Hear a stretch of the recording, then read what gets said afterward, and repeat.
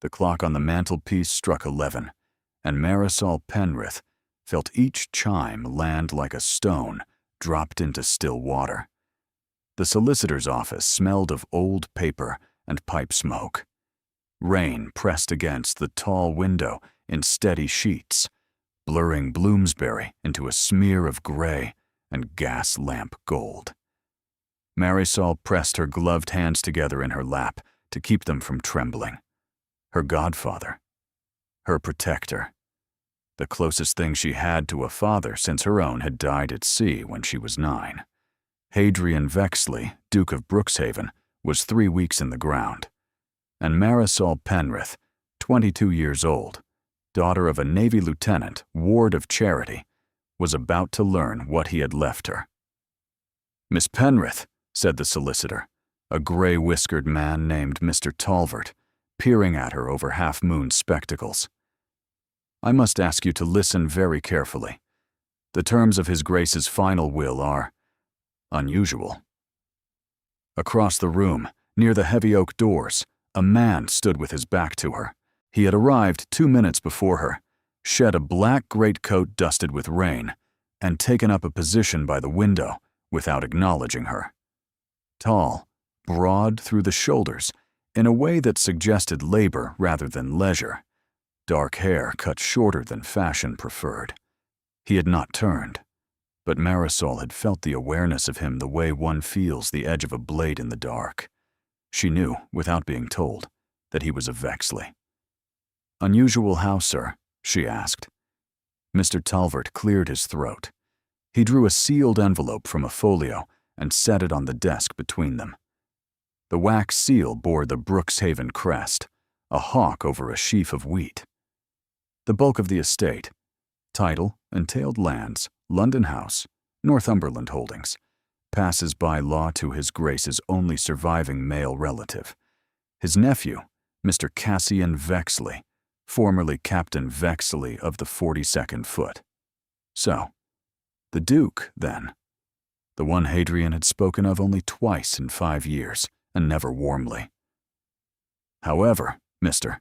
Talvert said, and the word landed like a struck bell.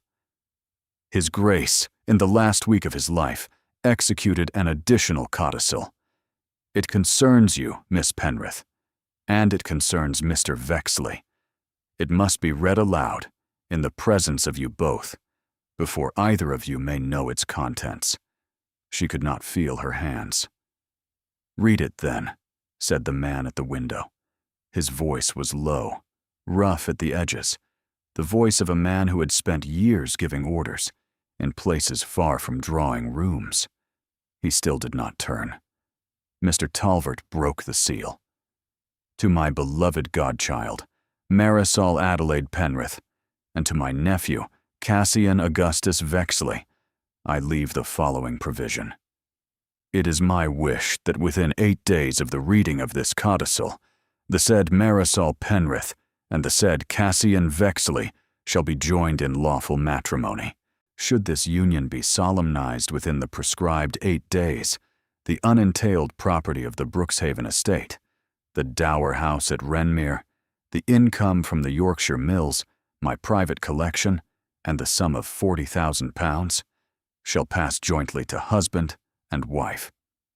Should this union not be solemnized, the said property and sums shall pass in their entirety to the Crown, and Miss Penrith shall receive nothing whatsoever from my estate. This is my will, so be it witnessed." Silence. The clock ticked. The man at the window turned. She had been wrong about the dark hair. It was nearer to black, damp from the rain, curling at his collar. His face was younger than she had expected, perhaps 30, but weathered, sun-darkened, with a faint silver scar that ran from the corner of his left eye down beneath his collar. His eyes were the color of slate before a storm. They were fixed on her, with an expression that had already done the calculation and arrived at a conclusion she would not like. "Madam," he said. "Sir," she answered. Her voice did not shake. "Were you aware of this provision?" "I was not." "Truly?" Sir, I sat in this room 20 minutes ago and did not know my godfather had a nephew living, beyond a name. I came to be told whether I was to keep my lodgings through the winter. He studied her. Mr. Talbot, leave us a moment. Mr. Vexley, I cannot. 5 minutes, Talbot. The girl will not bolt. Will you, Miss Penrith? I find I am not certain my legs will carry me, sir. So no. Something flickered at the corner of his mouth, the ghost of a smile. Mr. Talbot removed himself. Cassie and Vexley crossed to the desk, looked down at the codicil, and read it once more in silence. My uncle, he said, had a sense of humor I never appreciated in life, and find I appreciate even less in death. Your Grace, not yet. Cassian will do. That is improper, sir. This entire room is improper, Miss Penrith. We may as well economize on the small things. He turned toward her fully. Allow me to be plain. I returned to England 9 days ago. I have not slept under a Vexley roof in 11 years. I came home because my uncle was dying and asked it of me, and I arrived 3 hours after he stopped breathing. And now I am told that I must marry, in 8 days, a woman I have never seen before this hour, or my uncle's private fortune will go to the crown. Yes, she said. I gather that is the position. You are remarkably composed. I am in shock, sir. Composure is what shock looks like on women who were not raised to weep in solicitors' offices. Tell me, what would you receive in this scheme if we did not marry? Nothing, sir. And before this hour, what did you expect? A small annuity, £40 a year, enough to live as a gentlewoman of reduced means. And if there is no annuity in the will itself? Then I have a trunk of clothes, a locket of my mother's, £14 in the 3%, and no living relation in England, closer than a great-aunt in Penzance, who has never written to me. He was silent. I do not want your fortune, sir. I want my £40 a year. I want my own door to lock at night. I have wanted these things since I was 9 years old. And yet, here we are. Here we are. Cassie and Vexley walked to the window and back. He moved like a man accustomed to small spaces. A ship's deck, a soldier's tent. Miss Penrith, I do not want to marry. I came to England to bury my uncle, settle the estate, and return to a commission I have been promised in Upper Canada. Then refuse the codicil, sir, and let the Crown have the 40,000. It is no concern of mine. Is it not? It is not. I shall manage on £14 and a great-aunt who does not write. I shall manage, sir. He looked at her for a long moment. Mr. Talbot, you may return. The door opened at once. Mr. Vexley, Miss Penrith, I beg you, before any rash. There is to be no rashness, Cassian said. Miss Penrith and I require lodgings and counsel for the next 8 days. She cannot remain alone in lodgings while this matter is unresolved. Half of London will know of this codicil by Tuesday. He turned back to Marisol. Miss Penrith, you will come today to the Brookshaven house in Cavendish Square. My uncle's sister, Lady Iphigenia Vexley, will serve as chaperone. You will be presented as my uncle's goddaughter. During the 8 days, we will determine whether any course exists by which neither of us must surrender what we cannot afford to lose. If no such course exists, we will part, and you will leave the house with my personal pledge of £100 a year for life. You have my word as a soldier. She stared at him. Why would you offer me that? Because my uncle was many things, but he was not cruel, and he did not place your name in this document to ruin you. He meant to protect you. I owe him better than to let you walk out into the rain on £14, because his solution did not suit my plans. That is decent of you, sir. It is the bare minimum a gentleman owes a woman his family has placed in an impossible position. The door opened again without a knock. A woman swept in, tall, dressed in deep mourning silk, perhaps 55, with an iron-gray coil of hair and the kind of face that had once been beautiful and was now formidable. Her eyes, the same slate as Cassian's, took in the room in a single sweeping glance. "So," said Lady Iphigenia vexedly, "it is true. Aunt, I had not expected you." "No, my dear. Mr. Talvert's clerk is a great-nephew of my late housekeeper, and I pay him 5 shillings a quarter to remember it. 8 days, is it?" "8 days, ma'am." "And the sum?" 40,000. The dower house, the mills, the collection. Lady Iphigenia's gaze swung to Marisol. "Stand up, child." Marisol stood. The older woman crossed to her, took her chin between 2 black-gloved fingers, and tilted her face to the gray light. "Penrith. Lieutenant Penrith's girl. The one Hadrian collected from the school in Bath when the Navy Widows' Fund failed." "Yes, ma'am." "He spoke of you. He was kind to no one in general. You must have been an exception." She turned to her nephew. "Cassian, get her cloak. The carriage is at the door.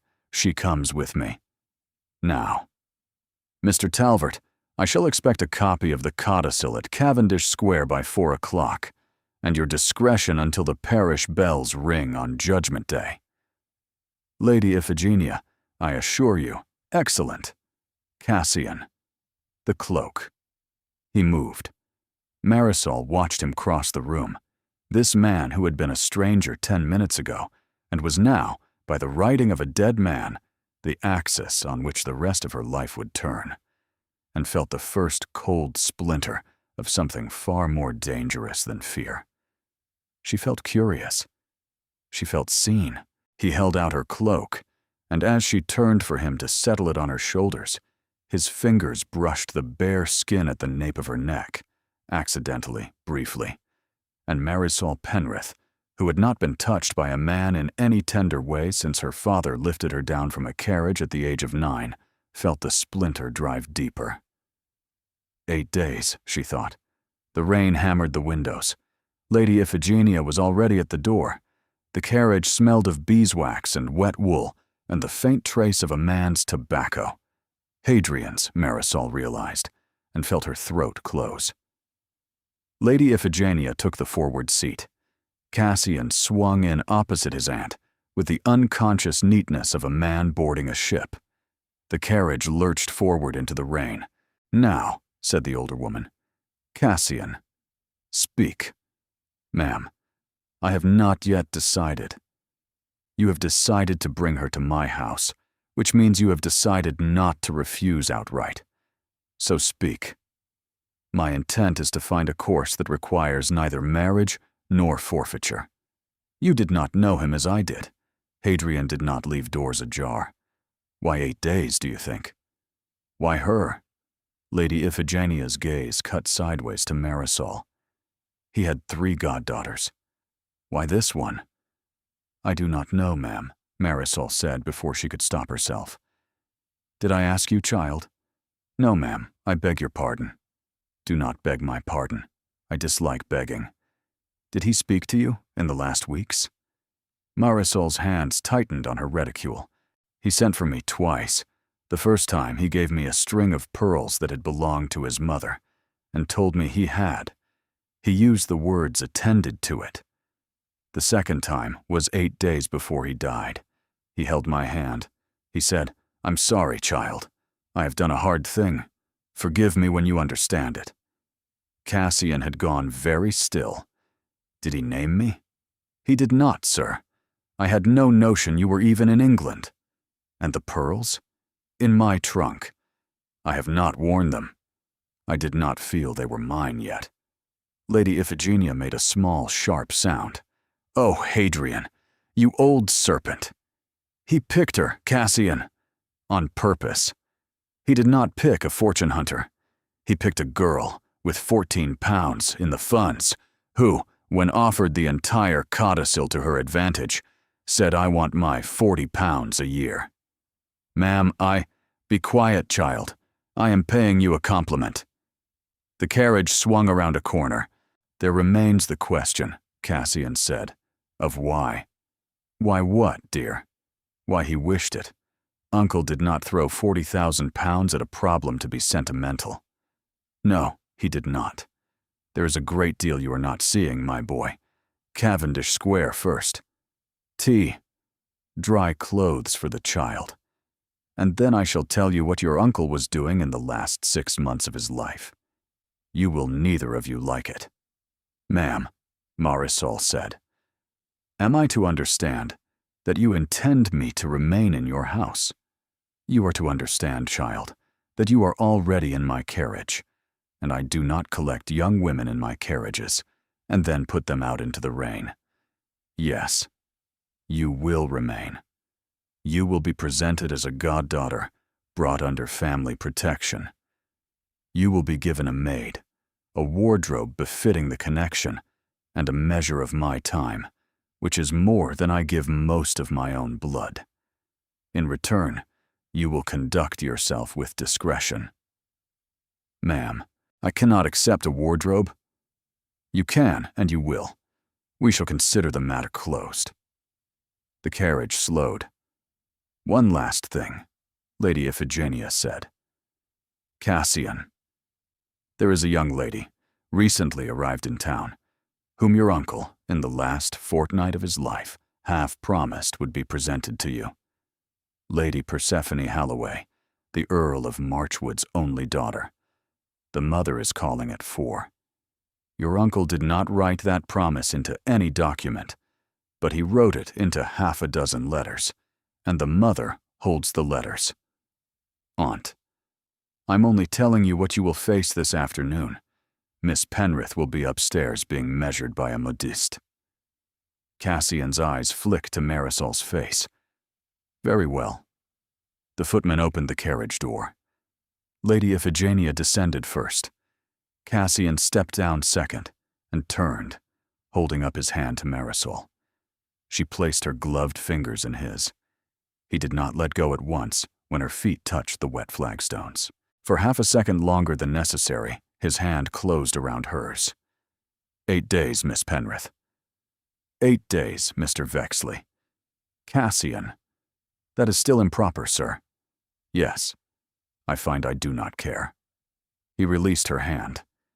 Inside, in the marble hush of the entrance hall, a side door opened, and a woman in pale blue stepped through, drawing off her gloves. She was perhaps 20, honey-colored hair, a face that had been told it was lovely since the cradle and believed it. Her eyes went first to Cassian, with a sweep of frank assessment, and then, slowly, to Marisol. The assessment changed. Aunt Iphigenia, darling, the young woman said, in a voice like sugared cream. I am dreadfully early. Will you not present me? Lady Iphigenia, halfway up the staircase, turned with an expression of contained rage. Lady Persephone, I had not expected you for another hour. No, said Lady Persephone, smiling with every tooth. I imagine you had not. The drawing room was done in pale green silk, with portraits of dead Vexleys watching from the long wall like a panel of reluctant judges. Lady Persephone Halloway, Lady Iphigenia said, with a courtesy so exact it could have cut glass. May I present Miss Marisol Penrith? Miss Penrith was the late Duke's goddaughter, and is, for the period of mourning, under our protection. Marisol curtsied. Lady Persephone inclined her head perhaps half an inch. Goddaughter, Lady Persephone said, as one might say, cabbage. How very moving. I do not believe His Grace ever mentioned.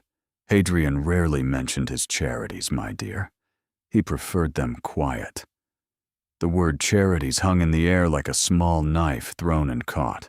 And Mr. Vexley, Lady Persephone said, sweeping her smile up to its full radiance. How very glad I am to meet you at last. Your dear uncle wrote so warmly of you. I feel I know you already." "I am at her ladyship's service," Cassian said. It was the most perfect non-answer Marisol had ever heard a man make.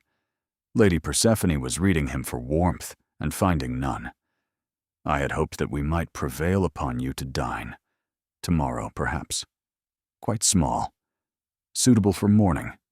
Tomorrow I am engaged. Are you, sir?" "I am." The Countess of Marchwood entered then, in a shower of apologies for the rain. Lady Iphigenia, with the air of a general reorganizing her lines under fire, contrived to seat Lady Persephone at an angle that did not allow her to face Cassian directly. Marisol was gestured to a chair near the window. For a quarter of an hour, she watched Lady Persephone work. The girl was very good. She drew Cassian out about Upper Canada, about his regiment, and Cassian, courteous, answered in monosyllables that did not invite extension. The blow, when it came, was beautifully wrapped. "Miss Penrith," Lady Persephone said sweetly, "you must tell me, for I am dying of curiosity. How did you come to be His Grace's goddaughter?" "My father served under His Grace's brother, in the Mediterranean. Lieutenant Edmund Penrith. He died at sea when I was 9, ma'am, and His Grace stood for me at my confirmation when I was 12. How affecting. And your education? You speak so prettily. One would never—" Lady Persephone caught herself, eyes wide, all innocence. "One would never guess." It was the smallest knife Lady Persephone could find in her reticule. Marisol breathed once. "His Grace saw to my education, ma'am. I was 4 years at Mrs. Halversham's school in Bath, and 3 years thereafter as companion to Mrs. Halversham herself, in payment of the school fees His Grace had advanced. I am told that when I am quiet, I pass for a lady. When I speak, the secret comes out." There was a small silence. Then Cassian Vexley laughed. It was almost soundless. It cracked the room open like a thrown stone through ice. "Forgive me," he said, instantly composed. "Miss Penrith, that was admirably said." "Mr. Vexley," said the Countess of Marchwood faintly. "Madame, I beg your pardon. I have been on campaign too long. Lady Persephone, please accept my apology on Miss Penrith's behalf. She has had a hard morning. Her godfather's will was read to her not 3 hours ago, and the news in it was considerable." "Considerable," Lady Persephone echoed. "Considerable. We shall not trouble you with the particulars." Lady Persephone Halloway, who had walked into the drawing room 25 minutes earlier, with the unassailable confidence of a girl whose mother held 6 letters from the late Duke, looked across the green silk room and saw that something had changed in this house in the last 48 hours. She set down her teacup with a click. "Of course. Mama, we are imposing." In the rustle of the departure, Lady Persephone, passing Marisol's chair, paused. She bent, as if to adjust her shawl, and her voice was so low only Marisol could hear it. "Whatever it is you think you have, I will know what it is by Friday, and then we shall speak again." She straightened, smiled brilliantly, and was gone. The door closed. Lady Iphigenia did not move for the count of 3 full breaths. Then she crossed to the window and said, without turning, "Cassian, ring for fresh tea. We have rather less than 8 days now. We have, I should think, 4. "Why 4? "Because that girl will have her mother in front of every dowager in London by Wednesday, and the Morning Post's gossip column on Friday, and on Saturday morning, Hadrian's solicitors' clerks will be offered £5 apiece for the contents of the codicil, and at least one of them will take it. By Sunday, this will be in the papers." She turned, and Marisol saw, for the first time, the steel beneath the morning silk. "So, children, tea. And then I shall tell you what your uncle was doing in the last 6 months of his life." 4 days. The rain had not stopped. The fresh tea came and went cold in its pot. Lady Iphigenia unlocked a lower drawer of the writing desk with a key on a chatelaine at her waist and drew out a slim Morocco-bound folder. Cassian, what did your uncle write to you in the last year? 3 letters. The first concerned the death of his foreman at the Yorkshire Mills. The second contained an enquiry as to my health. The third was the summons home. He did not write to you of a man called Mordaunt Crail? No.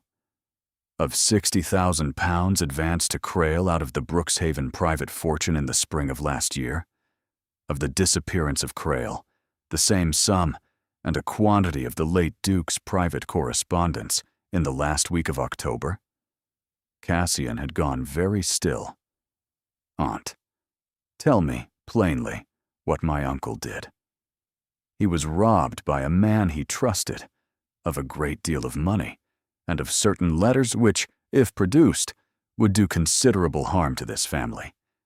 He spent the last 6 months of his life attempting to recover both. He did not succeed. The codicil is what he wrote, when he understood he would not live to settle the matter himself. Marisol set down her teacup.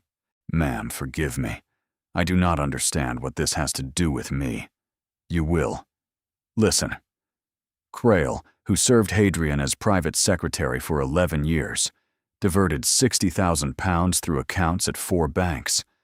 By the time my brother's man of business discovered it, Crail had been gone 3 days. Why did he not pursue him publicly? Cassian asked. Because Crail took the letters. What letters? Lady Iphigenia's hands tightened on the folder. Cassian, your uncle, in 1812, made certain investments of his private fortune in support of a venture that would now be considered very inconvenient indeed for an English duke to have supported. The Crown would consider it inconvenient. The letters Crail took include 3 written in Hadrian's own hand and 1 written in yours, in mine. Written when you were 20, in support of a position your uncle held. I do not even remember writing such a letter. You will when you read it. I have a copy in my own hand, made before Crail took the original. Cassian closed his eyes briefly.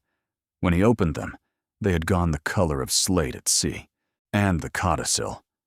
Hadrian believed Crail did not take the letters to sell to the Crown. Crail took them to sell to you, to the new Duke of Brookshaven, at a price that would beggar a third of the unentailed estate. So Hadrian set a different trap. He locked £40,000 behind a marriage to a girl with no powerful family, no political connections, and a character he had spent 5 years observing in person. A girl who would have, by virtue of her marriage, a legal interest in the recovery of those letters. He gave you 8 days because he believed Crail would surface within the month. He wanted you not alone when Crail came. He wanted me married to a witness. He wanted you married to an ally, with nothing to gain from your fall. Cassian turned, slowly, and looked at Marisol. She had stopped breathing some moments ago, and only now remembered to begin again. Miss Penrith knew nothing of this. Hadrian was very particular on that point. He told me himself in November. The girl must come to it clean, or she will not come to it at all. Ma'am, Marisol said, I am a Navy lieutenant's daughter. I have no skill in such matters. Child, look at me. Lady Iphigenia's eyes held Marisol's across the carpet, with a steadiness that was almost kindness. Hadrian did not require a politician.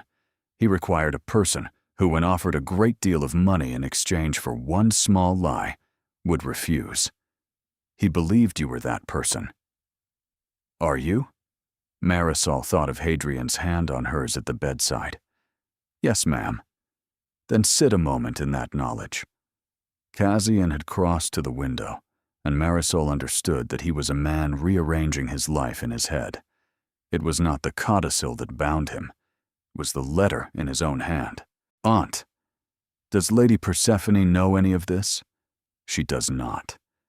The letters were taken 19 weeks ago. If Marchwood had a copy, we would have heard from Marchwood by Christmas. Persephone is hunting you because her mother has 6 fond letters, and a daughter on the shelf. Nothing more. Then we have, at present, 2 threats. Crail, who knows everything, and Persephone, who knows nothing and is determined to find out something. And on Sunday, a third. The newspapers. Yes. Cassian turned and looked at Marisol. Miss Penrith, I owe you an apology. I told you my uncle had not put your name in his will to ruin you. I believed it. But I told you also that he meant only to protect you, and that was not the whole truth. He meant to protect you, and he meant to use you. I am not certain I have the right to ask you to consent to having been used. Sir, you cannot apologize for a thing you did not do. I can apologize for a thing my family did. Then I accept the apology, and I would ask, in return, that you stop apologizing and tell me what you intend to do. He looked at her for a long beat. I intend to find Crail, to recover the letters. I intend, if Crail surfaces during the 8 days, to have you legally and publicly married to me before he does, because the value of the letters falls considerably the moment your name is on the marriage register. I intend, if Crail does not surface, to marry you anyway. I intend to provide you, in the marriage settlements, with a separate establishment, an independent income, and a clause permitting separation by mutual agreement after 2 years. I intend to leave for Upper Canada, as I had originally planned, and to leave you the dower house at Renmere. I intend to be your husband on paper, for as long as you need a husband on paper, and no longer. Marisol heard him out without moving. Mr. Vexley, I should like to make 3 observations. The first is that you have, in 2 minutes, decided the entire course of my life on my behalf, and you have not once asked me whether I consent to it. The second is that I am not a piece of property to be assigned a separate establishment and a clause. If I marry you, I marry you. I have seen a paper marriage, and I would not give the worst woman of my acquaintance to such an arrangement. The third is that I will help you find this man, Crail. Not because you have asked me, but because Hadrian asked me, in the only way left to him. The room was very quiet. Miss Penrith, are you proposing to me, madam? I am proposing to think about it, sir, with considerably more information than I had an hour ago. And I am proposing that you cease to dispose of my person, as if I were a regiment to be billeted. Are we agreed? We are agreed. Lady Iphigenia rose. Cassian, send Beckett to find Mr. Talvert. Marisol, Mrs. Tyndall is upstairs. You will sleep before dinner. We resume at 8. At the drawing-room door, Marisol paused. Mrs. Tyndall, the housekeeper, was already there. Marisol turned in the doorway and looked back at the dead Duke's portrait, at the opened folder, at Cassian Vexley with his head bowed. He looked up as if he had felt her. For a half-second, across the length of the room, his eyes met hers, and Marisol saw, quite plainly, as one sees the shape of a coastline through a parted fog, that he was afraid. Not of Crail, not of the letters, of her, of what it would cost him if she stayed. She turned away and followed Mrs. Tyndall up the staircase. She woke in the dark, in a strange bed, to a soft, persistent knocking at the door. The mantel clock read 9:15. She had not meant to sleep. Miss Penrith, Lady Iphigenia begs you will come down. She rose, dressed in a borrowed wrapper of gray wool, and twisted her hair into a knot at her nape. The small library was on the first floor. Lady Iphigenia sat in one of 2 leather chairs, in a dressing gown of plum silk. Cassian was nowhere in sight. Sit, child. My nephew is downstairs going through 3 locked dispatch boxes. I sent for you because I would prefer to have a quarter of an hour with you before he reappears. Will you take a glass of Madeira? Thank you, ma'am, Lady Iphigenia poured. You said this afternoon you would not enter a paper marriage. Did you mean it? Yes, ma'am. Why?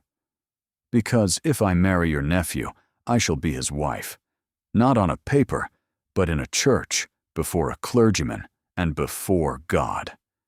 The form of words does not change because we have made an arrangement to mean it less. And, even if I were to consent in principle, I should be in the position of the woman in the household where I served. Mrs. Halversham. Her husband had married her for her dowry, and they had agreed they would live as cousins. She was 60 when I lived with her. She had been emptied out by being civil to a man for 38 years. I should rather have my £100 a year and be alone than be Mrs. Halversham. And if my nephew were to offer you something other than that, ma'am, your nephew has known me for 10 hours. As have I, child, and I am asking you the question. Marisol set the glass down. I do not know him. I do not know whether I could love him.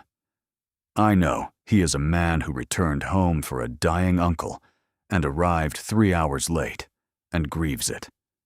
I know he has chosen, between this hour and 4 o'clock this afternoon, to give up the rest of his life, rather than let his uncle's family be broken by a scoundrel. I know he laughed once today at something I said, and the laugh was real. These are not nothing. These are not enough. They are not nothing. They are not enough. And yet there is the codicil, there is Crail, there is Persephone. What I am asking you, child, is this.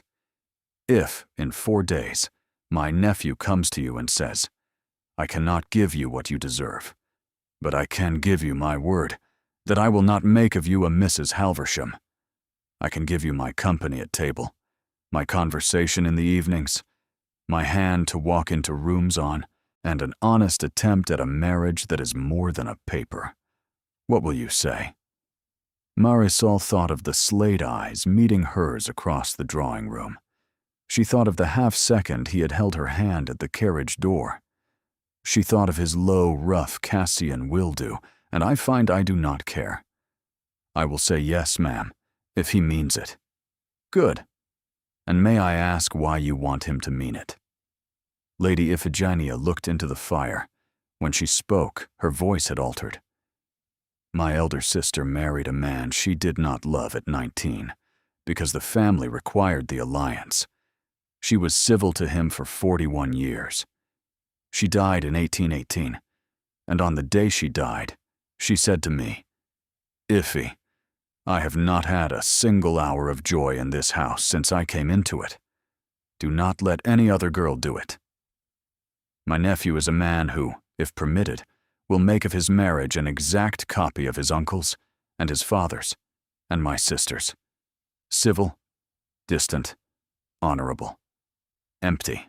He will do it not from cruelty, but from terror, because he has been afraid of his own heart since he was 16, and he believes that if he loves a thing, he will lose it.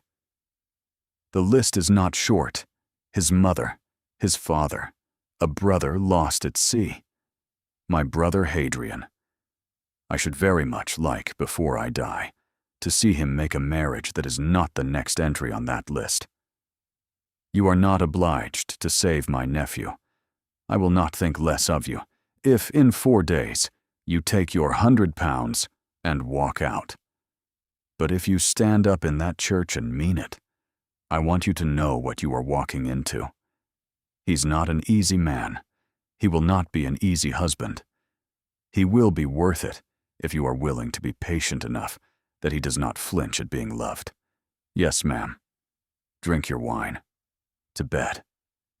In the corridor she paused, at the head of the stairs, because she could see, at the far end, beneath the door of Cassian's sitting room, a thin yellow line of candlelight. She did not knock. She turned the other way, and the door at the far end opened, and he was standing in it. He was in shirt sleeves. He had a book in his hand. He had clearly come out for nothing more than a glass of water. He stopped. She stopped. Miss Penrith, he said very quietly. Mr. Vexley. Are you well? I am well, sir. Your aunt sent for me. Yes. He hesitated. In the morning, I will have something to tell you both. But I would ask you tonight, Only one question. What my aunt has been telling you in the small library this evening, was it kindly told? It was kindly told, sir. And true, I think. He drew a breath. It was a breath of relief. Thank you. Good night, Mr. Vexley. Good night, Miss Penrith. She went into the green room and lay down in the dark and thought. He came out to the landing for a glass of water and a book he was not reading, in a house of 7 floors with 23 servants, and I think he came out because he could not sleep until he knew I was still here. She slept. By 8 o'clock, a parcel had arrived from the modiste. A single morning gown, soft dove gray, with black ribbon at the cuffs, as a concession to mourning. At 9, breakfast with Lady Iphigenia. Cassian had risen at 6 and ridden out at 7. Mr. Hollis, an inquiry agent, had departed for Bristol on the 8 o'clock coach. Smile a little, but not too much. You have 3 sentences. They are, my father served under the late Duke's brother in the Mediterranean and died at sea. I was 4 years at Mrs. Halversham's school in Bath. His Grace was very kind to me. Anything more is a hostage to fortune. Yes, ma'am. The callers came. Mrs. Bellinger, plump and warmly disposed, and Lady Cordelia Strain, sharper, watching everything. Marisol said her 3 sentences, sat down, and folded her hands. Lady Cordelia's teaspoon rattled, very faintly, against the saucer. When they had gone, Lady Iphigenia said, Well done. Strain will repeat every word in 3 drawing rooms before tea. We are walking in the square. They walked. The rain of the previous day had cleared into a thin, pale February sun. Lady Iphigenia returned the salutes of passing gentlemen with the briefest of inclinations, naming each man under her breath as he passed.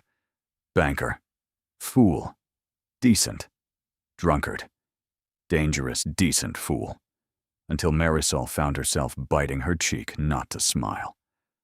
Ah, here he comes. Cassian had ridden into the square. He swung down at the curb and crossed to them.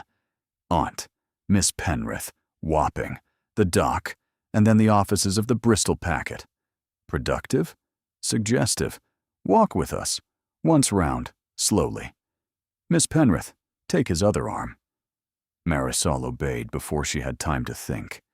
She placed her gloved hand on the inside of Cassian's elbow, and she felt, through the wool of his coat, through her own glove, the warmth of him. He looked down at her.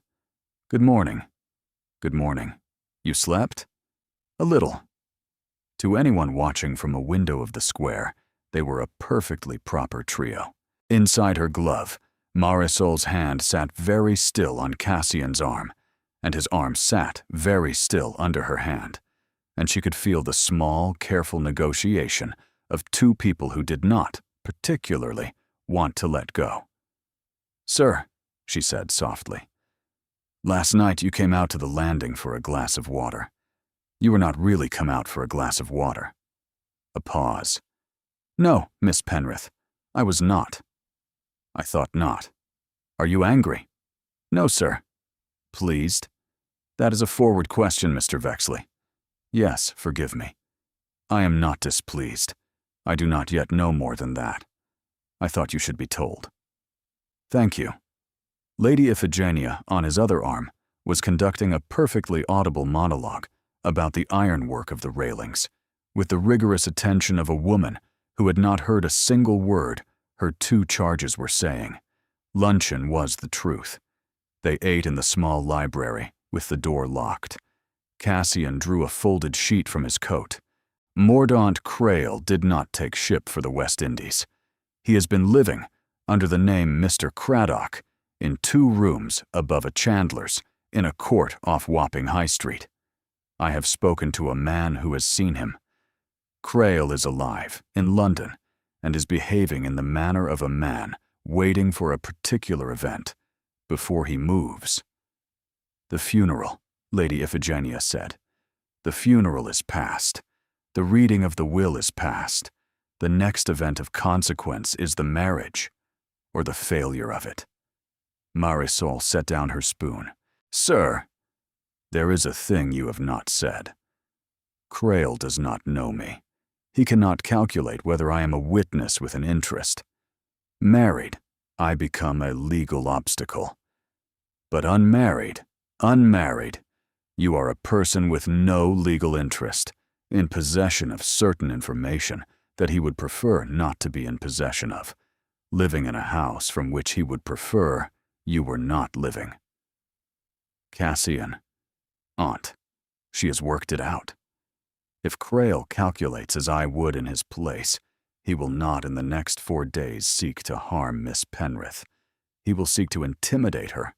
He has not, in 11 years, ever harmed a person physically. He is a thief and a coward. But cowards in corners can be made to act unpredictably.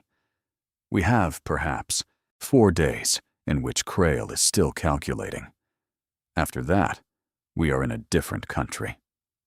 What do you propose? Miss Penrith does not leave this house unaccompanied. All callers received in your company.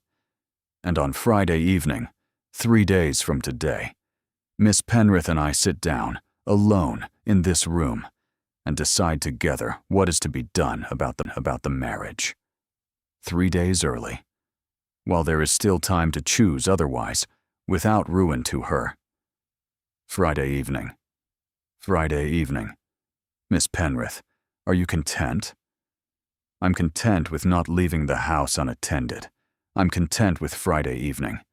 I should add only one thing. If, on Friday evening, you and I decide we shall not marry, I shall still help you find Crail. I shall not walk out of this house and leave you to it. That decision and the other decision are not the same decision. Understood. Thank you. There was a silence. Lady Iphigenia walked to the window and said with her back to the room, There is a man in a brown coat across the square, pretending to read a notice on the railings. He has been there for perhaps 12 minutes. He is not from this neighborhood. Cassian was up before she had finished. He crossed to the window and stood beside her, at an angle that did not show him at the glass. 12 minutes. Has he looked up at this house? Twice. Both times when a footman crossed the area. Stay back from the glass, Aunt. Ring for Beckett.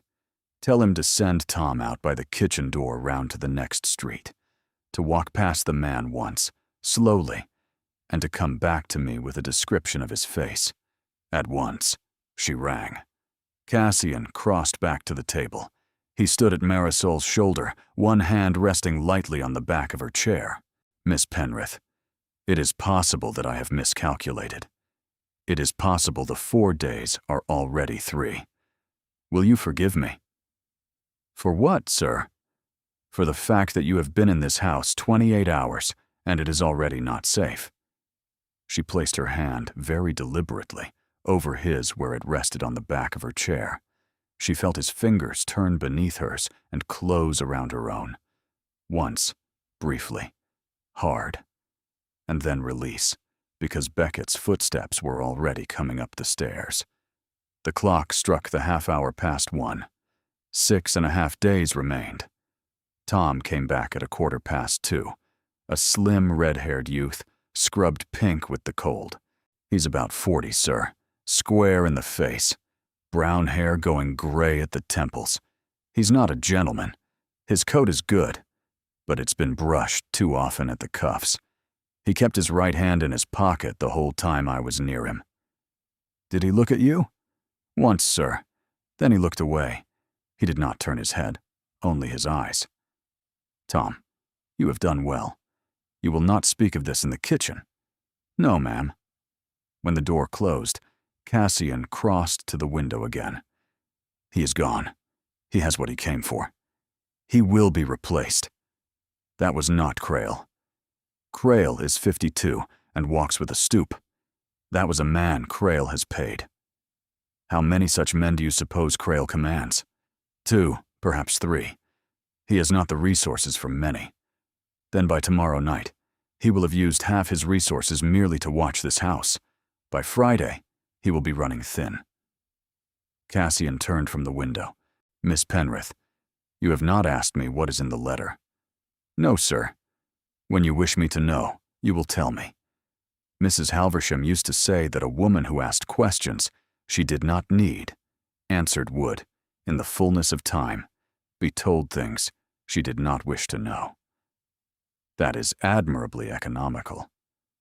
"What did the letter say, Cassian?" Lady Iphigenia said. "She has earned the courtesy of not having to ask." "It was written in 1812.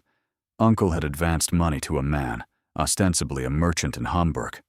The advance was payment passed through the merchant to certain persons in Paris, in support of a faction that, had it succeeded, would have shortened the war. It was not treason against England, but it would, if produced now, be represented as private dealing with foreign nationals during wartime, and it would be ruinous. I had been given a draft to copy in a fair hand for my uncle's signature. I had no notion what the letter was. I copied it. I added my initials at the foot, a habit I had at 20. Anyone examining it would conclude that I had drafted the letter on my uncle's behalf, knowing its purpose. I cannot prove that I did not. And Crail has the original, and by my source's report this morning, Crail has been seen drinking in a public house off Lombard Street with a man known to be in the regular employ of a particular newspaper proprietor. He is sounding the market. He is finding out what the price would be. Then we have less time than I thought. I think on Saturday, when the codicil reaches the papers, Crail will calculate that the moment to introduce a different Brookshaven scandal is precisely upon him. And on Sunday morning, the letter is in the Morning Post, and I am ruined twice in 12 hours. Marisol drew a breath. "Mr. Vexley, I think we should go to Friday evening with our heads clear. I think your aunt and I should be visible in a controlled way, in some place where we can be seen by people whose seeing us will help. Tomorrow. My dear girl, the Carwarden concert tomorrow night. Small, musical, entirely respectable. The Countess of Marchwood will be there with her daughter. London will see Miss Penrith on your arm. Crail's man will count the minutes. And I shall arrange for the carriage to be the Brookshaven carriage, with the hawk and wheat unmistakable on the door. You wish to make a parade. I wish to make a statement, dear. The difference between we are afraid and we are not. It is a good thought. Miss Penrith, I have nothing to wear to a concert tomorrow, sir. You will, by 6 o'clock tomorrow evening. The modiste owes me a favor. Then yes, sir. Tomorrow. The afternoon passed. A different man, in a dark blue coat, took up a position on the south side of the square, and stood there until dusk, after which he was replaced by a third, in a plain black greatcoat. That night Marisol slept badly. In the morning, the modiste came at 10. By 1, Marisol had a concert dress, dark gray, almost black in some lights, with silver gray trim and a high black ribbon at the throat, a dress unmistakably of mourning, and yet cut so that no woman in any room in London would think the wearer had been dressed apologetically. By 7, Lady Iphigenia, in deep mourning silk and the Brookshaven diamonds, had inspected Marisol in the hall and pronounced her adequate. Child. More than adequate. At 7:25, Cassian had come down the stairs in black evening dress and had stopped on the third step from the bottom for half a second longer than was strictly necessary. He had said nothing. He had only inclined his head very slightly and offered her his arm. The 4 blacks were beautiful. Lady Iphigenia, opposite, settled her gloves. Right. Let us go and be looked at. The Carwarden house in Hanover Square was lit from the basement to the attics. Marisol heard her name spoken in the hall before she had reached the head of the stairs. That is Penrith, the goddaughter. And she felt Cassian's arm tighten the merest fraction beneath her hand. She walked into the long, pale music room with her chin level, and she heard, distinctly, the sound of perhaps 200 pairs of eyes turning at once. She did not look at any of them.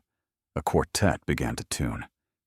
Half a minute later, Lady Persephone Holloway slid into the seat directly behind Marisol, leaned forward over Marisol's right shoulder, and said into her ear, "My dear Miss Penrith, what an extraordinary dress. One would almost think you had been measured for it, before His Grace was even cold." The quartet drew their bows. The music began. Marisol turned her head perhaps 2 inches. "His Grace was very kind to me, Lady Persephone. He's being kind to me still." She turned forward again. Beside her, Cassian had not moved, but his hand, at the very edge of her sleeve, opened slightly, and 3 fingers came to rest, for the duration of perhaps 8 bars of music, on the bare skin of her wrist above the line of her glove. It said, "I heard. I am here. Hold your line." She held her line. The first piece ended. In the small interval, a stout man in a green coat detached himself from a knot of company by the door and bent over Lady Iphigenia's hand. "My dear lady." A word, perhaps, in the next interval. "No, no, the music is about to begin again. I shall return." He inclined his head to Cassian, glanced past him to Marisol, and threaded back the way he had come. "Aunt," Cassian said. That was Sir Joseph Bewley, who is one of the senior undersecretaries at the Home Office, and who never disturbs anybody on a Wednesday evening unless somebody at the Home Office has a question that cannot wait until Friday. "Aunt." "Yes, dear. We have been seen, and the remarking has reached an office in Whitehall, which is rather faster than I had calculated." The music played. Marisol thought, 5 days remain. Crail has sounded a newspaper. Whitehall has noticed us. Lady Persephone has made her opening attack. There is a man in a blue coat outside who has counted our minutes. And someone in this house has, with 3 fingers on my wrist for 8 bars, told me that I am not alone in any of this. The interval lasted a quarter of an hour. Lady Iphigenia did not rise. She offered Sir Joseph the merest profile. "Sir Joseph, how very good of you to call upon us in our row." "Lady Iphigenia, a delicate matter. 2 minutes only, I beg." "Sir Joseph, I am at a concert. Whatever it is may surely be expressed in this row in a single sentence." "Madam, it is to do with a paper. Long thought to be in the late Duke's hands. Now perhaps not. There has been a representation made to a person of consequence. The person of consequence wishes to know whether he is being approached or whether he is being baited. By whom? By a man who claims to have means of producing the paper. And what does the person of consequence wish me to say? He wishes to know whether the paper exists." Lady Iphigenia smiled, very faintly. "Sir Joseph, tell the person of consequence that the paper has not been in this family's hands these 4 months, and that we are presently engaged in retrieving it. Tell him that I shall personally call upon his wife on Friday morning at 11, with my nephew, and that my nephew will speak to him directly. Are we understood?" "Madam, I cannot." "Sir Joseph, are we understood?" "Madam, we are understood." "Excellent. Good evening." He bowed and withdrew. "Aunt," Cassian said very low. "Friday morning, Cassian. 11. Lord Lydenford's house in Berkeley Square. He is the person of consequence." "Lydenford, Aunt. Lydenford is at the Treasury. Lydenford was the man Crail was seen drinking with by my source, twice last fortnight." Lady Iphigenia turned her head, very slightly. "Was he?" "Yes, ma'am." "Then either Lydenford is the buyer, or Lydenford has been pretending to be the buyer in order to flush Crail. We shall know which on Friday. That changes the calendar." "Yes, dear." "Hush. The musicians are sitting down." The second half passed as a kind of dream. Marisol heard the music as one hears music in another room. She was aware of the back of the room, where, twice, she saw Beckett, who should not have been in the music room at all, pass by the open doorway and look in. Beckett was at the car warden concert because something at Cavendish Square required him to be at the car warden concert. At the end of the final piece, she stood up, and only when they had reached the broader space of the landing did she allow herself to murmur, "Sir, Beckett is here. I know. I saw him in the second piece. Why? I will know in a moment." He let go of her arm, placed her hand on his aunt's, and crossed the landing. Beckett met him at the top of the staircase. They spoke for 15 seconds. Cassian came back. "Aunt, Miss Penrith. The carriage. Now." "Cassian, what?" "In the carriage, Aunt." The carriage door shut, and the carriage moved off into Brook Street. "Cassian, Crail has been at the house." Marisol's stomach turned over. "At Cavendish Square. Not in it. At the area gate. He came up to the kitchen door at 8:30 and asked the boot boy whether he might have a word with Mrs. Tyndall on a matter of his old employment. The boot boy refused to call her without first finding Beckett.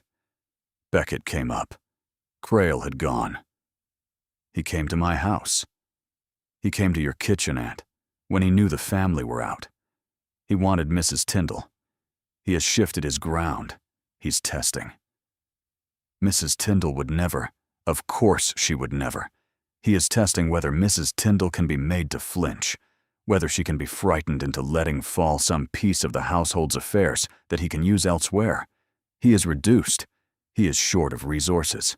Marisol said, "Sir, what does Crail gain by frightening Mrs. Tyndall, given that by Saturday the entire codicil will be public knowledge anyway?" A silence. It was the first time he had called her by her Christian name in the carriage. He did not appear to have noticed. "He gains nothing by Saturday.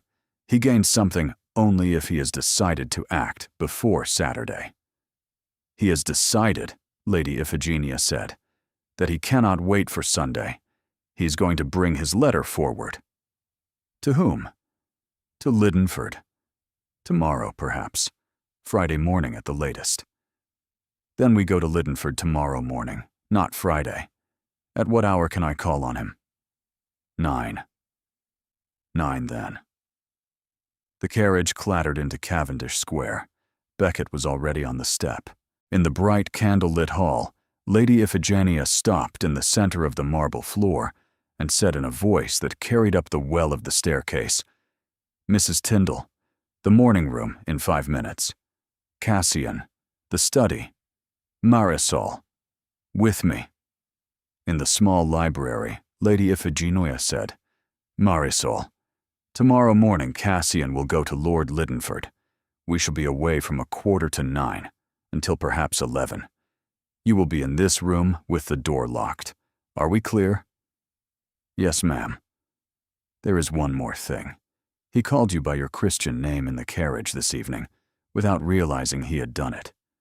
You permitted it." "Yes, ma'am." "Marisol, Friday evening is 2 days from now. I want you to understand, before you sit down with him on Friday evening, that whatever you decide, the man with whom you will be sitting down has already decided what he wishes. He decided it tonight, in the second piece, when he laid 3 fingers on your wrist for 8 bars. He may not yet know that he has decided. So when you sit down with him on Friday evening, you will not be persuading him of anything. You will only be telling him whether you also have decided." "Ma'am, that is all I have to say, child. Go to bed." In the green room, Annis was waiting with warm milk. Annis sat in the chair by the door with mending and a candle. "Annis, where is Mr. Vexley?" "In the study, miss. He told Beckett he would not be to bed before 2. Beckett said to tell you, if you asked, that there is a man at the door of the study from now until morning." Footman. big man. Tom's older brother. He is sitting in a chair on the landing in the dark with a poker. Yes. Thank you, Annis. I did want to know. She lay down. The house was perfectly quiet. Thursday morning came thin and gray, with a light frost on the railings. The Blacktown coach was at the door at 20 to 9. Marisol was already in the small library with Annis, the door locked, Mrs. Tyndall in the corridor. She read 3 chapters of The Antiquary and absorbed perhaps 2 paragraphs. The clock struck 9. Then a quarter past. Then half past. At a quarter to 10 there was a knock. Miss Penrith, ma'am. There is a person at the front door, a young woman. She gave the name Mrs. Halversham of Bath. Marisol went very still. That is not possible. Mrs. Halversham is 60 and has not left Bath in 12 years. The young woman then said that she was not Mrs. Halversham herself, but had been sent by Mrs. Halversham with a letter. Pass it under, Mrs. Tyndall. A folded paper, sealed in red wax, slid under the door. Marisol knew Mrs. Halversham's hand at once. She broke it. The date at the top was 3 days previous. My very dear Marisol, a man called at the school on Saturday claiming acquaintance with you. He gave the name Mr. Craddock. He was perhaps 50, square in the face, very civil in manner, asking after your direction in London. I told him I had no information beyond the address you gave me. He was not satisfied. I sent him away. If this man approaches you, do not receive him. He is too charming by half, and his eyes, when he is not smiling, do not match the smile. Mr. Cardew will deliver this himself. Your affectionate friend, Mr. Halversham. Marisol's hands had begun to shake. She rose, crossed to the door, and unlocked it. Mrs. Tyndall, bring her up to the morning room. If she should at any moment attempt to step aside or look into any room, you will instantly send her back to the hall. Where is the man with the poker? In the kitchen passage, ma'am. He will be on the back stairs in 3 seconds if I ring the bell pull twice. She received Catherine Cardew at 5 minutes past 10. The young woman was perhaps 24, plainly dressed in a dark blue traveling pelisse, with red eyes from sleeplessness. Miss Penrith. Miss Cardew, sit down. I have read your aunt's letter. Thank you, ma'am. No. My aunt has not, in fact. The young woman hesitated. Her hands were tightly clasped. I am not Mr. Cardew's sister. I am his wife. I beg your pardon for the small deception. I see. My husband was taken ill at Reading. I had nowhere else to go. I had only the address. Mrs. Cardew, you said you had only the address, by which you mean this address, ma'am, Cavendish Square. My aunt sent it in a separate letter. Mrs. Halversham in Bath did not 3 days ago know I was at Cavendish Square. I had not written to her. I have been in this house 36 hours. The young woman's hands tightened. My aunt must have heard, ma'am, by some other. How? How did Mrs. Halversham know on Sunday that I was at Cavendish Square, when on Sunday I myself did not know I would be at Cavendish Square, because the will was not read until Tuesday morning? The young woman went white. She stood up. Sit down, Mrs. Cardew. Ma'am. Sit down. She sat. Annis pulled the bell pull twice. 3 seconds later the door opened, and into the morning room stepped a very large young footman in livery, with a poker held in one hand at his side. The young woman looked at the door. She sat back down. Mrs. Cardew, you will tell me how you came by the address of this house, because the alternative is that I send for a constable. A long silence. Her face crumpled. He paid us, ma'am. My husband. £5. A man came to us on Monday, with a letter in my aunt's hand. Only she had not written it from Bath. She had written it from her sister's house in Wells, where she was visiting because the man had induced her to. Mrs. Halversham is not in Bath. She is in Wells, ma'am. The man took her there a week ago. The man came again and asked her to write the warning. He came himself. He was Craddock. And the address of this house was on the outside, ma'am. He gave my husband the letter sealed, with the address written on the outside in another hand. We knew, ma'am. We are sorry. We have been very hungry. And the man said no harm should come to anyone, only that I should bring the letter and find a way to remain in the house an hour, and tell him, when he met me at 5 at the Crown in Marylebone Lane, what the inside of the house was like, how many servants, where the doors were, whether there was a man on watch. A silence. I am sorry, ma'am. I am very sorry.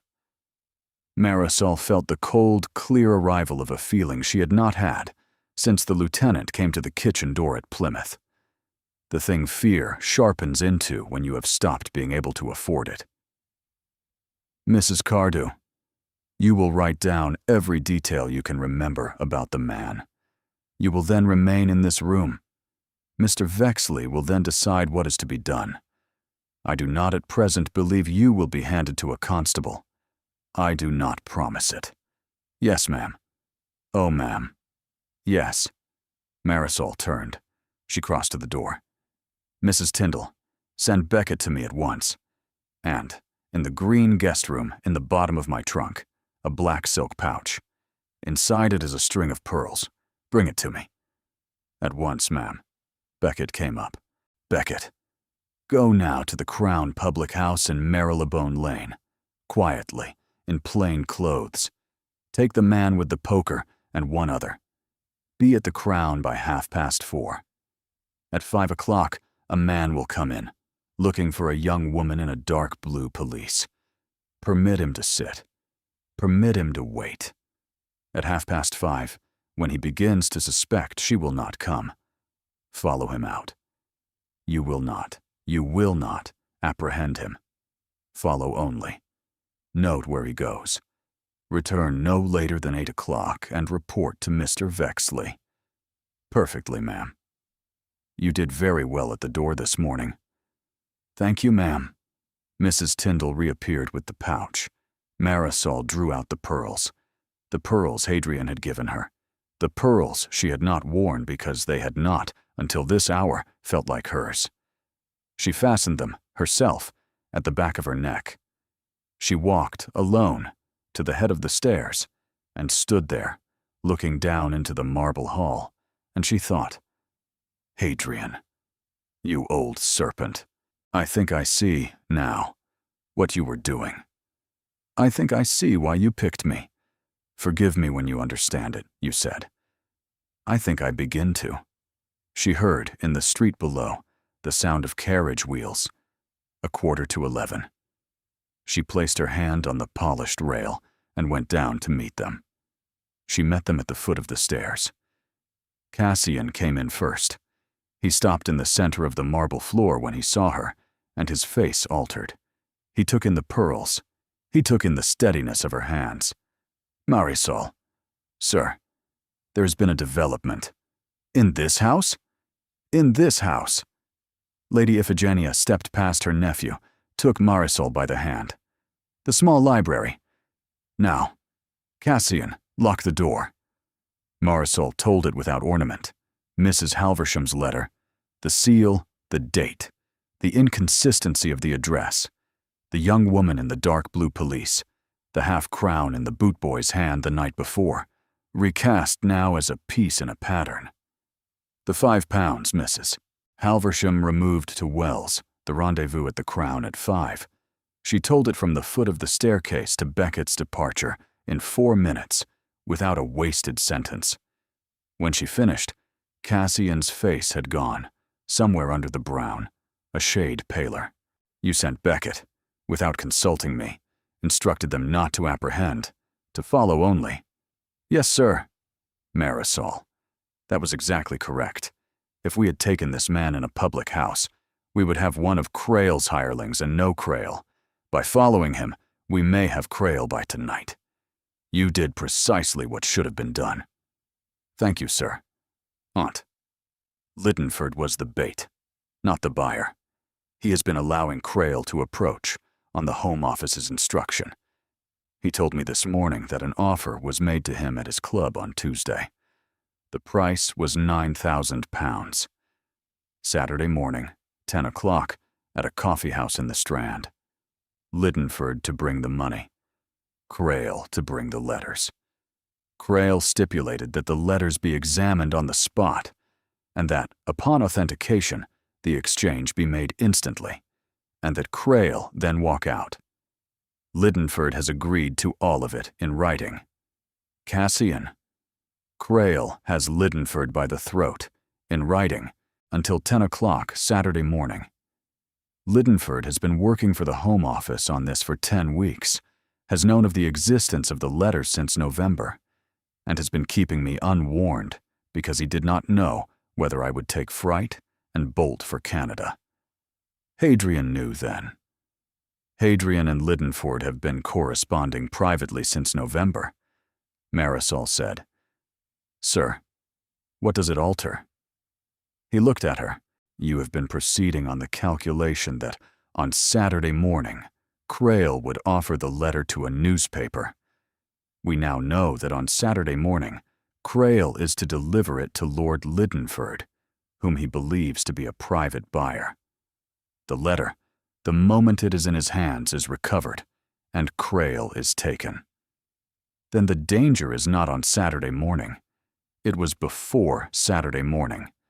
And now there is a further danger, that Crail, learning that this house has caught his messenger, will alter the time or the place, or take fright, or sell elsewhere on Friday. Yes. Then the danger, sir, is in the next 24 hours. The moment Beckett follows Crail's man home tonight, we shall know where Crail is. Then we have a choice. We can take Crail tonight, with Lidenford's authority, as soon as Beckett returns. They will take Crail and the letter, and the matter is ended before midnight. And on Saturday morning, Crail does not appear at the coffee house. The Home Office is satisfied. The letters are recovered. My uncle's name is not exposed. Mine is not exposed. Yours is not exposed. And if we wait, the matter is more public. The arrest is in a newspaper by Sunday, and Crail is far more likely to bolt before Saturday. Then we take him tonight. Yes, Marisol, tonight." Lady Iphigenia said, "Cassian, there is one more thing. If we take him tonight, the codicil is no longer the urgent matter. The threat to your name is removed. The marriage is no longer required by Saturday. It is no longer required at all." A silence. "Yes, Aunt. It might be considered, Cassian, a kindness to Marisol, given what you have asked her to endure, to release her now, with the marriage settlement we discussed, the £100 a year, the references. To release her so that her decision, if it is made, without any pressure of money or scandal, whatever. Aunt, are you instructing me to release her? I am pointing out that the situation has materially altered, and that a man of honor would wish the woman to whom he had become attached to know, before the conversation that you have planned for Friday takes place, so that it takes place between two people who are entirely free." Cassian was silent for a long moment. "Marisol, my aunt is, as is generally her habit, entirely correct.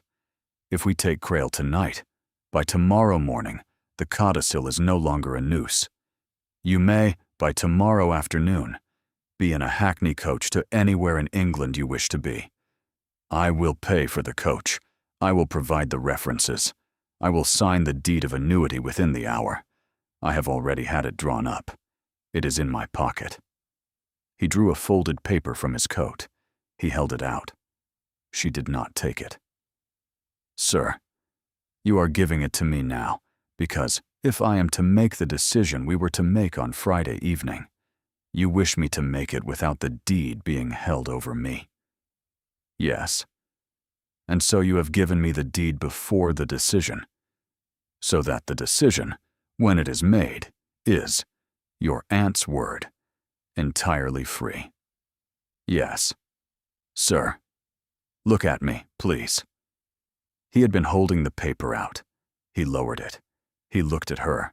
Sir, I have observed in 3 days that when you are about to do something that costs you, you go very still in the shoulders. You are very still in the shoulders now. Sir, I do not require this paper to make the decision we were to make on Friday evening.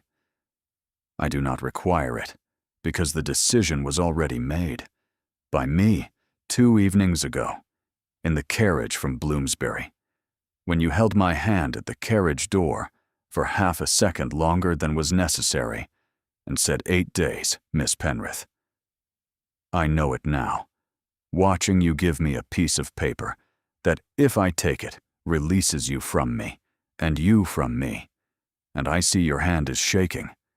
And I know that you also have made the decision, and that you are giving me this paper because you are afraid that I will not have made it too, and that I will use the paper, and that you cannot bear to ask me whether I have, in case I have not. Are you not, sir? He did not speak. Yes, he said after a moment, very quiet. I am. Then put the paper down, Cassian, on the table, where I can take it later if I need it, and where neither of us can pretend, in this hour, that it is not in the room. He put it down.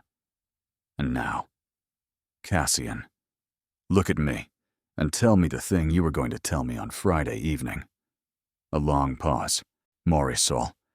I had been a soldier 11 years before I came home. I had thought I had seen the limit of what I could be required to be afraid of. I was wrong. I have been afraid in this house 3 days now. Of you. Not of what you might do. Of what I might do. I am afraid of loving things. I have a list, Marisol. The list is long. I do not wish to put your name on it. I have not, in any of these 3 days, known how to tell you that I no longer have a choice about the placing of your name on it, because the placing has already happened, against my better judgment. I am foreign. Marisol, in love with you.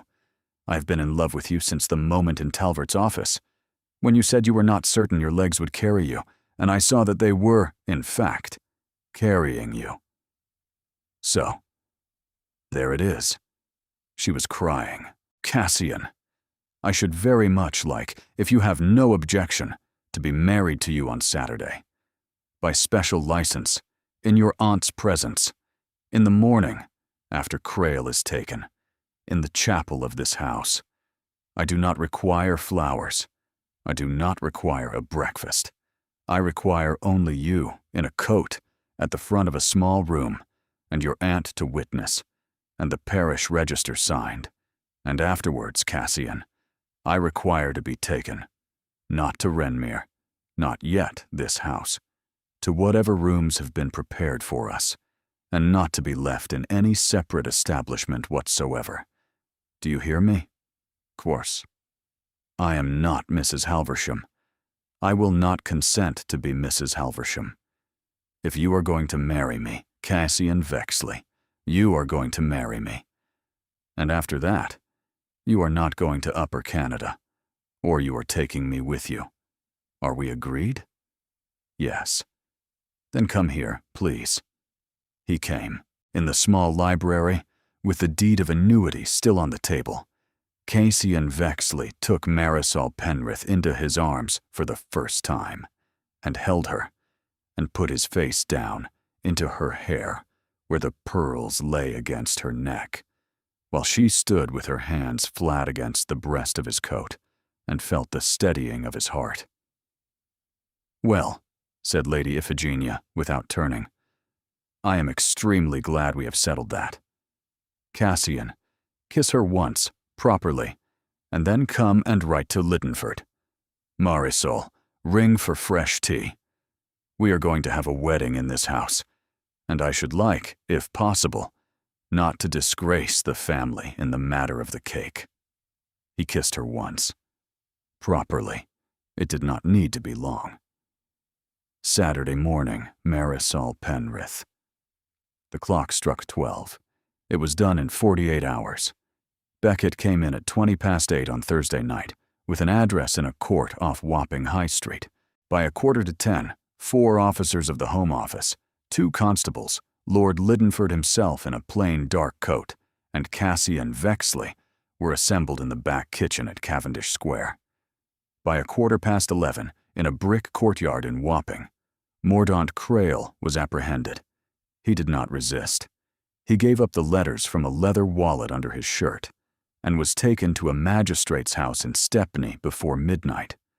The letter dated 1812 was burned by Lord Liddenford himself in the grate at Cavendish Square at 1:15 on Friday morning in the presence of Cassian, Lady Iphigenia, and Marisol, who had been brought down in her wrapper because she had asked very quietly to see it done. The young woman from Lambeth was sent home with £2 and a basket of food. Mrs. Halversham was retrieved from Wells the same Friday afternoon and was returned to Bath unharmed and mortified.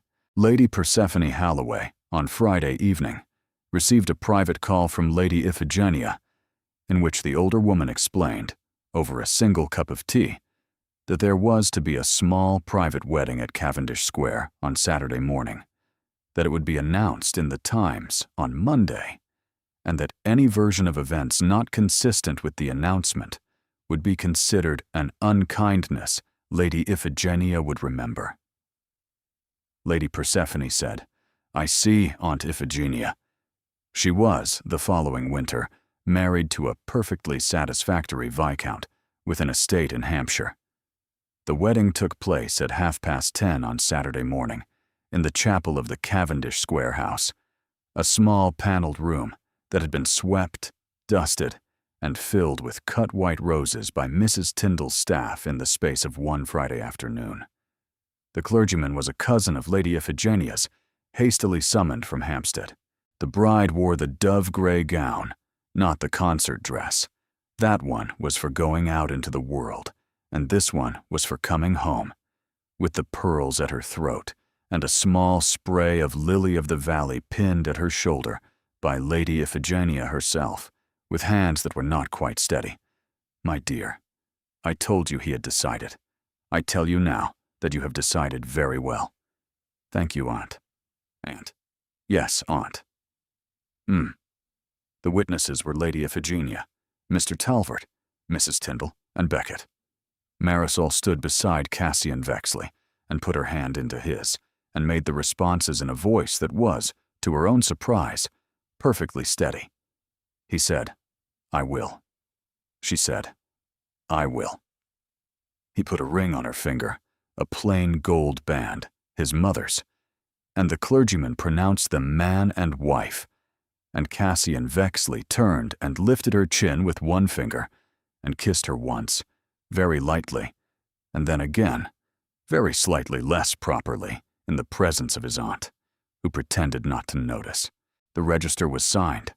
By 11, they were eating cake, and by 3, Lady Iphigenia had announced that she was going to her own rooms to lie down, and that her nephew and his wife might do whatever they pleased in the intervening hours, within the bounds of decency. Cassian, my dears, I am not, in fact, dead. They went upstairs. They went to the rooms that had been the green guest suite, and which had been transferred into the Duke's and Duchess's apartments. The fire had been built up. The curtains had been drawn. A small table held a decanter of Madeira, 2 glasses, and a single cut white rose. Marisol stood in the center of the room and looked around it as if she had never seen it before. Cassian, 3 days ago I came into this room with £14 in the funds, and a great-aunt in Penzance who does not write. Yes. And now, he said. He had locked the door. He came across the carpet to her and stopped at her shoulder and looked at her in the cheval glass. Now you are the Duchess of Brookshaven. You are the wife of a man who loves you so badly, his hands have not stopped shaking since Thursday morning. and we are going to spend the rest of the afternoon with the door locked while my aunt naps. We are going to, for the first time since Tuesday morning, simply be in a room together with no person in it requiring anything of either of us. That sounds like the loveliest thing I have ever heard described. She turned in his arms and put her hands lightly on the front of his coat. There is one thing. I had, these 3 days, I had in my mind, very strongly, the picture of Mrs. Halversham at 60 in the parlor with her embroidery. I would like, Cassian, very much, never to feel that I am her in the parlor. I would like, when we are 70, to be a person who, when you walk into a room, looks up. I would like to be a person whom, when I walk into a room, you look up. I would like us to begin, today, the small habit of looking up. Will you? Yes, Marisol, I will. Good.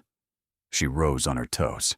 She kissed him once, very softly, on the corner of the mouth. Then, Mr. Vexley. Yes, Mrs. Vexley. Pour the Madeira, please. He poured the Madeira. The first piece of news of consequence in the spring was that Mordaunt Crail had been transported for 14 years to Van Diemen's Land. The second was that the codicil's 8 days had been deemed, by the Court of Chancery, to have been satisfied in the meaning of the late Duke's intent. The third was that the Duke of Brookshaven had declined the commission in Upper Canada. In May, the Duke and Duchess of Brookshaven traveled together to Renmere. Lady Iphigenia came up for the summer. Mrs. Halversham, on receipt of a very long letter from her former pupil, came up in July and stayed 3 weeks, and went back to Bath in possession of a small annuity. The great-aunt in Penzance, on receipt of the announcement in the Times, finally wrote. Marisol answered the letter.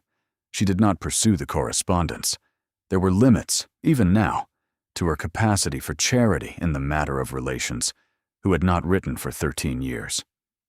In September, in the small library at Cavendish Square, Cassian Vexley laid a folded piece of paper on the table beside the decanter of Madeira.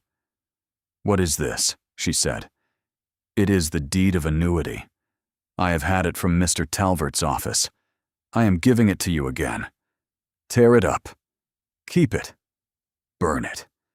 It is no longer needed. She picked it up. She walked to the writing desk, opened the bottom drawer, and placed the deed inside. She closed the drawer. She locked it. She put the key on the chatelaine at her own waist. There. I shall keep it, Cassian, in the drawer, for the rest of our lives. And every time I open the drawer, I shall see it.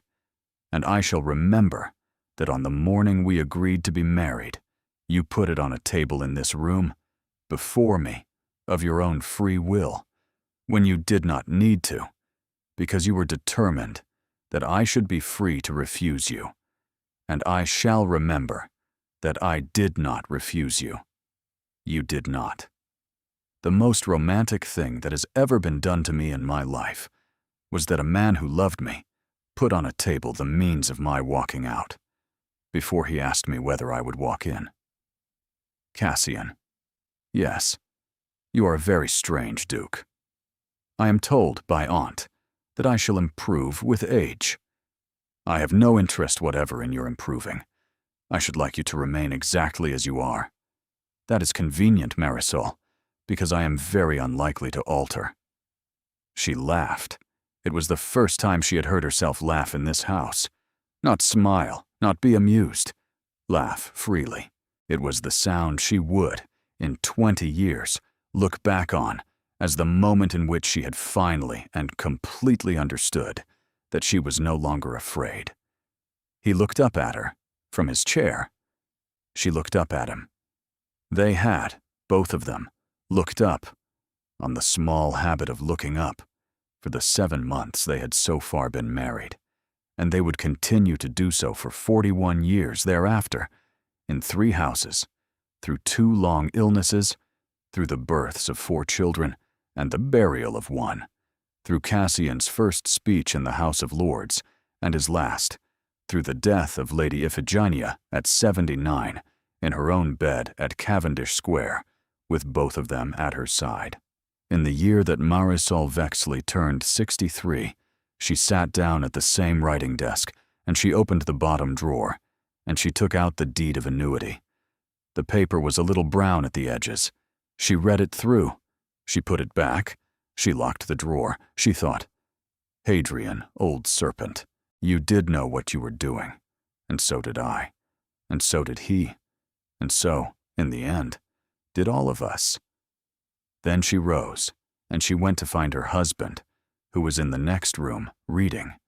He looked up. She looked up. That was all. That had always been all. That had always been everything. Thank you for being here, with me, with this story, for all the hours it has taken to tell. You are why these stories are written, because somewhere, at the other end of the page, there is a person who believes that ordinary courage is worth the telling, that quiet love is worth the watching, that a woman with 14 pounds in the funds and a great-aunt who does not write may yet stand in a chapel on a Saturday morning and choose, freely, the rest of her life. You make the writing possible. You are the reason these rooms are warm. If a moment of this story stayed with you, a sentence, a small turning, a hand laid on a wrist for the space of 8 bars of music, I should very much like to know which one. Tell me in the comments. The things that move you tell me what to write next. And I write only because you read. If you would like more stories of this kind, Regency rooms, slow courage, women who are not Mrs. Halversham, and men who learn not to be afraid of love, please do consider subscribing. It costs you nothing, and it tells me, very practically, that the next story is wanted. Thank you. Truly. Until the next one, be brave in the small ways, and look up when the person you love walks into the room.